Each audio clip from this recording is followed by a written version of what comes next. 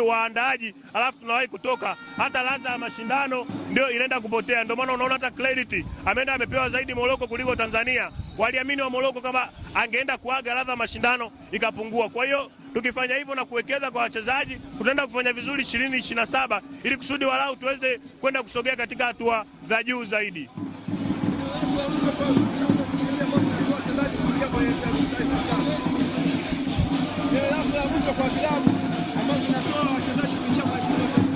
Okay, tunawapa big up sana. Unajua kwa sababu wachezaji ambao wanatoka kwenda kwenye vilabu vingine kwenda kwenye Taifa Stars, ndio maana hata nawaambiaga mashabiki wenzangu tusipende kuwalaumu sana wachezaji ambao wako kwenye timu ya taifa. Kwa sababu kwenye timu ya taifa wachezaji wanapewa posho tu, hawapewi pesa aina yoyote, ni posho tu, tofauti na kwenye vilabu vyao ambavyo wanapewa mishahara. Ndio maana tunalalamikaga wachezaji wengine wanaonekana kwenye vilabu kufanya vizuri, wakienda kwenye timu ya taifa wafanye vizuri, pengine ni kutokana na posho. Kwa hiyo tunaomba timu yoyote ambayo kocha akiona mchezaji yuko pale, wampe baraka na mkono mzuri ili kusudi aende akaitumikie taifa vizuri, kwa sababu kufanya vizuri kwa Tanzania, hata kwenye association timu kama Tanzania tunasogea kwenye zile alama za juu zaidi, tunaonyesha kwamba Tanzania tuna vipaji vingi sana na muhimu sana.